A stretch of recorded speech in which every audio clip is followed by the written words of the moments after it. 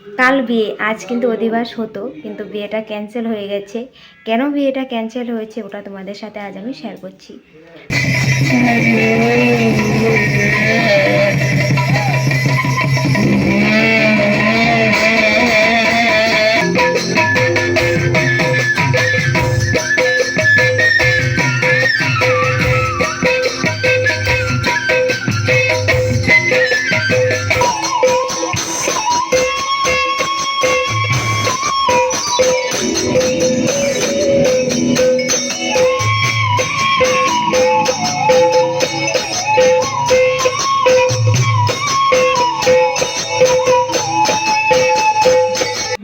Hi everyone, শুভ সন্ধ্যা। আবার চলে আসলাম নতুন আরেকটা ব্লগ নিয়ে। আশা করছি সবাই ভালো আছো, সুস্থ আছো। তো সুস্থ চোখেই আমার এই ব্লগটা দেখছো, তো প্লিজ কেউ স্কিপ করো না, লাস্ট পর্যন্ত দেখো। আজ আমি ব্লগে অনেক কিছুই তোমাদের সাথে শেয়ার করব। তো এখন 8টা বাজে, তো এখন একটু রেডি হয়েছি, কোথায় যাচ্ছি তোমাদের সাথে সব কিছুই শেয়ার করব। তার আগে তোমাদের সাথে কয়েকটা কথা শেয়ার করার আছে, যে আমি কয়েকটা দিন ধরে ভাবছি তোমাদের সাথে কবে শেয়ার করব, আর সময় মিলিয়ে পাচ্ছি না। তো ভাবলাম যে আজ বলি তোমাদের সাথে কথাটা হলো, তোমরা আমার ব্লগে দেখেছই আমার দাদার আশীর্বাদ, বিয়ের আয়োজন সব কিছুই শেয়ার করেছি। তো কয়েকটা দিন ধরে হয়তো তোমরা আমার চ্যানেলে ব্লগ দেখছো না, আর ব্লগ করেছি কথা ঠিক, আমার ফ্রেন্ডের বিয়েতে গিয়েছি, ওগুলো ব্লগ আছে। তো পোস্ট করব, ওটা সময় পাচ্ছি না, এডিট করতে তো সময় লাগবে, তাই এডিট করছি না বলে আমি সময় পাচ্ছি না তোমাদের সাথে শেয়ার করার জন্য। তো আজ আমি এই ব্লগটা তোমাদের সাথে প্রথমে শেয়ার করব, তো আমার ফ্রেন্ডের বিয়ের ব্লগটা পরে শেয়ার করে দেব। তো আজ আমাদের এখানে রাস আছে, রাসে যাওয়ার জন্যই আমি রেডি হয়েছি। তার আগে তো কয়েকটা কথা আছে, যেগুলো আমার দাদার বিয়ে নিয়ে কথা। তো তোমাদের সাথে আমার দাদার আশীর্বাদ, বিয়ের কত কিছু আয়োজন তোমাদের সাথে শেয়ার করেছিলাম। তারপর সোনা কাপড়ে তত্ত্ব সাজানো, এগুলোও শেয়ার করেছিলাম। তো কাল বিয়ে, আজ কিন্তু অধিবাস হতো, কিন্তু বিয়েটা ক্যান্সেল হয়ে গেছে। কেন বিয়েটা ক্যান্সেল হয়েছে ওটা তোমাদের সাথে আজ আমি শেয়ার করছি। তো খারাপ তো লাগছে, আজ আজ তো হয়তো আমরা এই রাসে যেতাম, না হলে আজ যদি অধিবাস হতো। তো আজ অধিবাস হতো, আজ 14ই ডিসেম্বর, 15 ডিসেম্বরে দাদার বিয়ে ছিল। তো বিয়েটা ক্যান্সেল হয়ে যায় দোনো পক্ষে থেকেই। তো আমি কাউকে দোষ দেবো না বা কাউকে খারাপ ভালো কিছু বলবো না। তো যা হয় ভালোর জন্যই হয়। তো দুজনে পরে কিছু উল্টো পাল্টো ডিসিশন নেওয়ার আগেই ডিসিশন যেটা নিয়েছে ভালো করেছে। কারণ বিয়ে যদি হয়ে যেত তখন দুজনের লাইফটাই খারাপ হতো। তো এখন দুজনের লাইফটা ঠিক আছে। হ্যাঁ, কয়েকটা দিন তো দুজনেরই খারাপ লাগবে, যদি দুজনেই 3 মাসের হোক 2 মাসের হোক ভালোবাসা যদি কথাবার্তা থেকে তো ভালোবাসাটা সৃষ্টি হয়। যদি সত্যিকারের দুজনে যদি ভালোবাসতো তেমনভাবে হয়তো কায়ানাথ একসাথে মিলাতো, কিন্তু তেমন হলো না। তো বিয়েটা ক্যান্সেল হয়ে গেছে। তো যাই হোক, তোমরা কিছু মনে করো না, কারণ বিয়েটা ক্যান্সেল হয়ে গেছে, অনেকের মনে অনেক কিছু কোয়েশ্চেন উঠবে, অনেক কিছু জানতে চাইবে। তো কতগুলো কথা প্রাইভেট থাকাই ভালো, তাই আমি ভিতরে যেগুলো কথাবার্তা আছে দুনো পক্ষের, ওগুলো কথা আর শেয়ার করছি না। তো বিয়েটা ক্যান্সেল হয়ে গেছে, ওটাই তোমাদের সাথে শেয়ার করলাম। তো বিয়ের ব্লগ আর এখন কিছু আসবে না। তো কিন্তু যেগুলো বিয়ের তত্ত্ব সাজানো, বিয়ের কুলা ঘট এগুলো সাজানো, এগুলো আমি শেয়ার করেছি, এগুলো আমি ডিলিট করব না বা মিউটও করে রাখবো না। কারণ হলো এগুলো তোমাদের হেল্প হবে, যারা আমার ব্লগগুলো দেখবে, যাদের বিয়ে সামনে, ওগুলো দেখে তোমরাও সহজভাবে করে নিতে পারবে। তাই আমি ওগুলো অফ করে রাখবো না। আর তোমরা ব্যাকগ্রাউন্ডে আরও অনেক কথা শুনতে পাচ্ছ, কারণ আমার দিদি এসেছে রাস হচ্ছে বলে। আজ দিদি এমনি তো আসতো, কাল বিয়ে বলে, তো রাসও ছিল আজ। তো ওই আমার দিদির ছেলে, আমার ভাইনা রাস দেখেনি, তাই রাস দেখার জন্য ওই এসেছে, রাস দেখবে। তো দিদি এখন জেঠিদের ঘরেই আছে, দিদি আসবে ফোন করেছিল। তো আমার দিদির ছেলেটা আমার ভাইদের সাথে, আবার আমার কাকুর ছেলে, আমার দাদা, সবগুলো মিলে মোবাইল নিয়ে টিপাটিপি করছে আর মোবাইল নিয়ে বসে আছে। আমি ওদেরকে কতবার যে বলেছি চুপ কর চুপ কর, আমি কথা বলবো, ভালো করে শোনা যাবে না। তো এখন মাও কথা বলছে ওদের সাথে, তো কিছু মনে করো না। তো যাই হোক, তো তাই বিয়ের কথাগুলো আজ তোমাদের সাথে শেয়ার করে দিলাম, কারণ সময় মিলিয়ে পাচ্ছি না। এখন তাড়াতাড়ি রেডি হয়ে মোবাইলটা নিয়ে বসে পড়েছি, ওদের জন্য আর পারছিলাম না, ওই রুমেই গিয়েছিলাম। তবে আমার রুমে আবার চলে আসলাম, তবুও কথা শোনা যাচ্ছে। তো এখন 8টা বাজে, যেহেতু এখন থেকে রাস স্টার্ট হবে। রাসলীলাটা এখন হবে না, এখন একটু কতগুলো থাকে না, কি বলে আসামিসে, তার আগে ধ্বনি, যেরকম কীর্তন হওয়ার আগে ধ্বনি দেয়, তো ওদেরও ঢোল কর্তার নেই, কী জানি বলে ওটাকে, মনে পড়ছে না, রাস হওয়ার আগে ওটা করে 1 ঘন্টা আধা ঘন্টা মতো। তো এগুলো হচ্ছে এখন স্টার্ট করেছে শোনা যাচ্ছে। তো দিদি আসুক, দিদিকে ফোন করব, একসাথে যাব। আর বেশি দেরি করে গেলেও মানুষের ভিড় হয়ে যাবে, জায়গা পাবো না বসতে। তো দেখতে থাকো, কেউ স্কিপ করো না।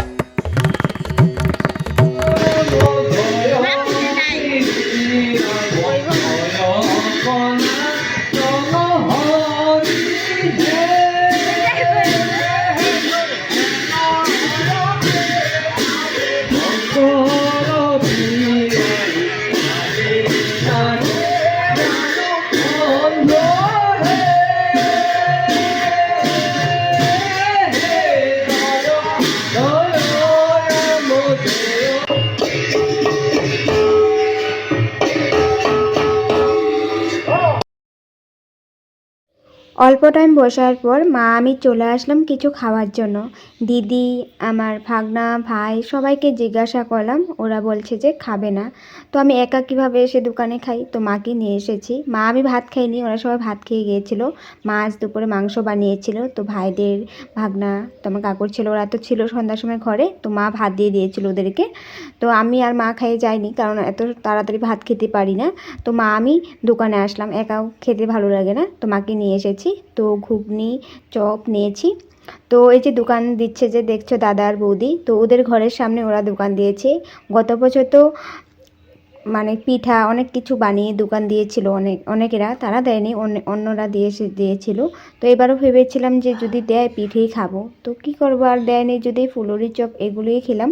তারপর আবার এসে বসলাম। তো তোমাদের সাথে অল্প অল্প করে সব কিছুই শেয়ার করেছি, তো দেখে নাও।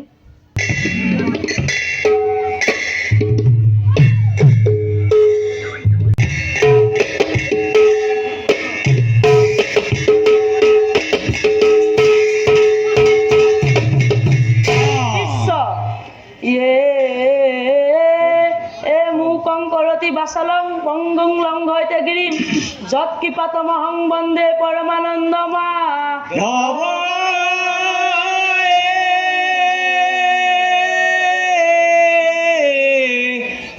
যৎকিপা পরমা